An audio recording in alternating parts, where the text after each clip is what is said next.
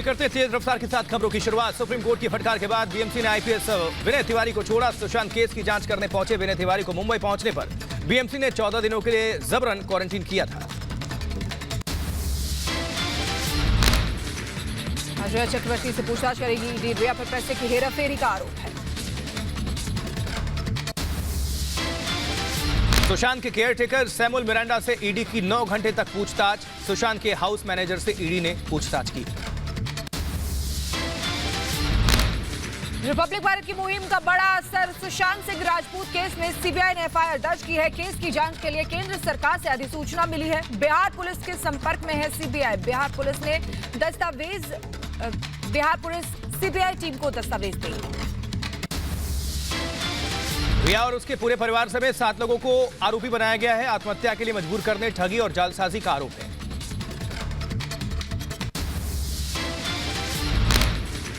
सुशांत खुदकुशी केस की जांच सीबीआई की एसआईटी टीम करेगी। मनोज शशिधर के नेतृत्व में एसआईटी टीम का गठन हुआ है। डीआईजी गगनदीप गंभीर देखरेख में जांच होगी।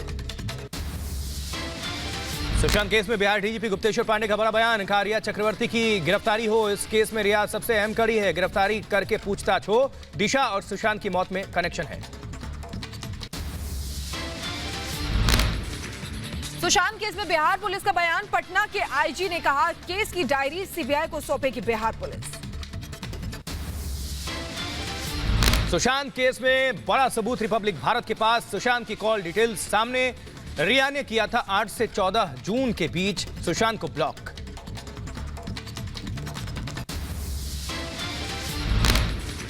रिपब्लिक भारत का बड़ा खुलासा। दिशा सालियान ने पार्टी के बारे में सुशांत को बताया था। सुशांत के दोस्त ने जानकारी दी।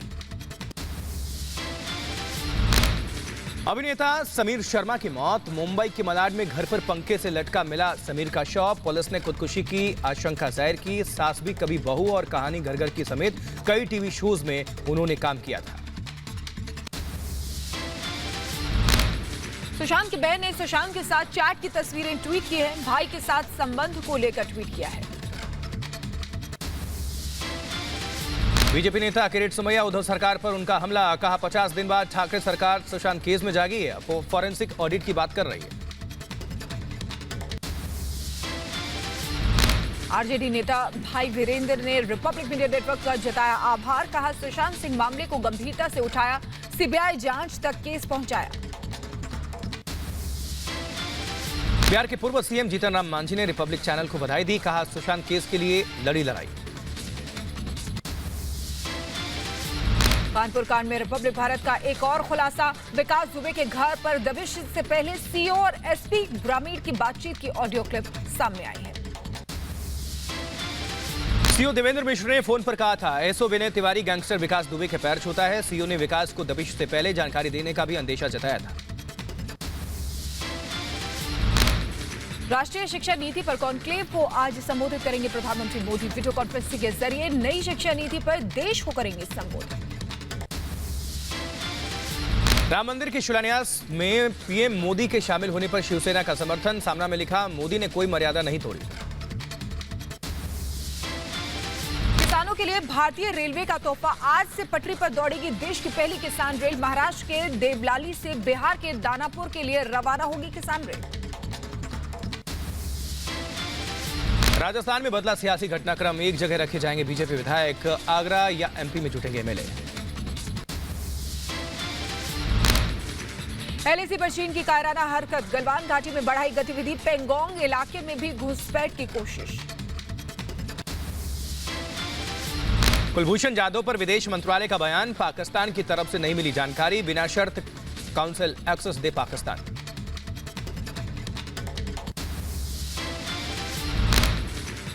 चीन को लेकर राहुल गांधी का पीएम मोदी पर निशाना। कहा चीन का सामना करना तो दूर की बात है, भारत के प्रधानमंत्री में चीन का नाम तक लेने का साहस नहीं है।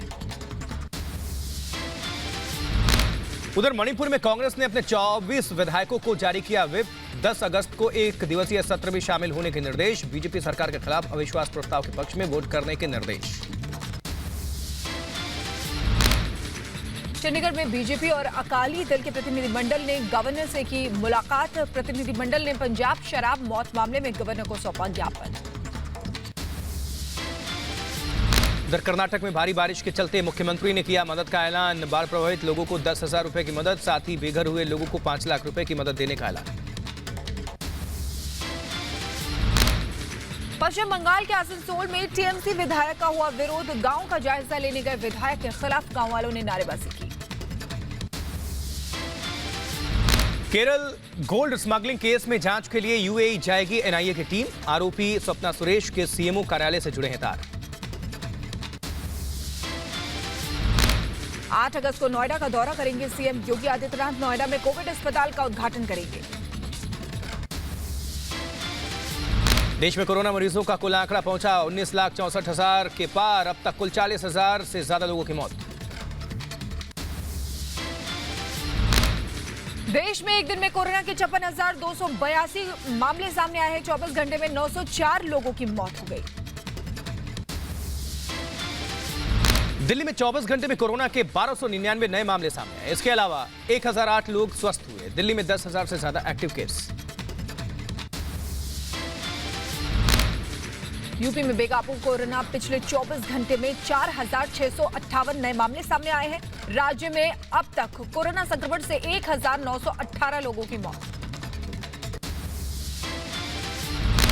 केरल में कोरोना के 1298 नए मामले रिपोर्ट हुए। राज्य में अभी तक 12,000 के करीब एक्टिव केस।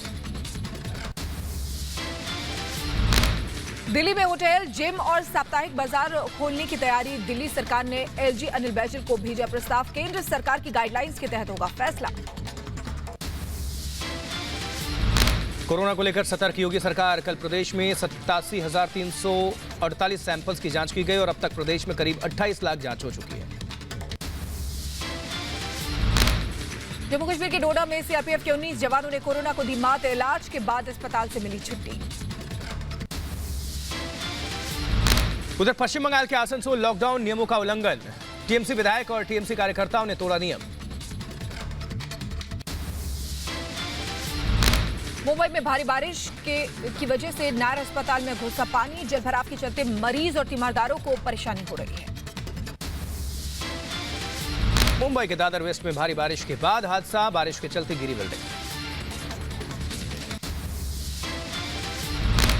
कर्नाटक के उडुपी में झमाझम बारिश। मौसम विभाग ने अगले 2 दिन तक भारी बारिश का ऑरेंज अलर्ट जारी किया है। लोगों से सतर्क रहने की अपील की है। कर्नाटक के भागा मंडाला, मदिकेरी समेत कई इलाके हुए जलमग्न। सड़कों पर दिखा दरिया। कई गांव जलमग्न। खेतों और घरों में घुसा पानी।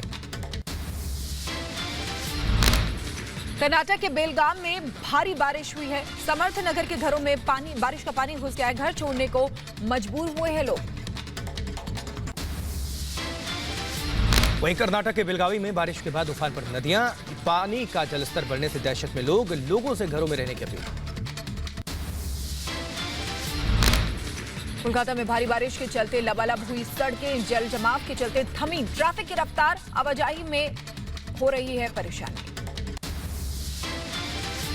मलप्पुरम में भारी बारिश के बाद चालियार नदी ओवरफ्लो। तटीय इलाकों में रहने वाले लोगों को रिलीफ कैंपों में भेजा गया। सिक्किम में भारी बारिश ने मचाई तबाही। भारी बारिश की वजह से बढ़ा नदी का जलस्तर। लैंडस्लाइड से मंदिर को नुकसान पहुंचा। उधर असम के डिब्रूगढ़ में बाढ़ से बदतर हुए हालात। बाढ़ के चलते भूखमरी की कगार पर किसान। कर्नाटक के शिवमोगा में बारिश ने मचाई तबाही। बारिश की वजह से फसलों को भारी नुकसान पहुंचा है। कर्नाटक के कोडुकु में लैंडस्लाइड से हादसा। 2 घर ढह चुके हैं, जिसके बाद 5 लोग लापता हैं। रेस्क्यू टीम कर रही है तलाश। उत्तराखंड के धारचूला में सेना और स्थानीय लोगों को 20 दिन से सड़क बंद होने से भारी परेशानी का सामना करना पड़ रहा है। भारी बारिश की वजह से कई जगह लैंडस्लाइड हो गया है। एम करुणानिधि की दूसरी पुण्यतिथि आज। चेन्नई में स्टालिन, कनिमोझी समेत पार्टी के नेताओं ने उन्हें श्रद्धांजलि अर्पित की। यूपी के रामपुर में अवैध खनन के मामले में पुलिस की कार्रवाई। पूर्व पंचायत सदस्य और बेटे की संपत्ति जब्त की। राजस्थान के बाड़मेर में 50 मुस्लिम परिवारों ने की घर वापसी। कहा, मुगल काल में दबाव में आकर पूर्वजों ने अपनाया था मुस्लिम धर्म। अब जनेऊ पहनकर हिंदू धर्म में वापसी की। उन्नाव के मगरायर गांव में भी बनेगा राम मंदिर। अयोध्या में भूमि पूजन के साथ ही मगरायर में भी मंदिर के लिए किया गया भूमि पूजन। जूडा अखाड़ा के महंत राज भारतीय ने पूजन कराया। कोलकाता के परेड ग्राउंड में दमकल विभाग ने किया फायर टेस्ट। रोबोटिक फायर उपकरणों का किया गया परीक्षण। बेंगलुरु में 60 साल के बुजुर्ग आर्टिस्ट माधवाचार्य ने बनाई थी राम भगवान की मूर्ति। सीएम योगी आदित्यनाथ ने पीएम मोदी को भेंट की थी। जलपाईगुड़ी के अंबारी इलाके में 8 फीट के अजगर ने मचाया हड़कंप। घर के किचन से फॉरेस्ट गार्ड की टीम ने अजगर को रेस्क्यू किया।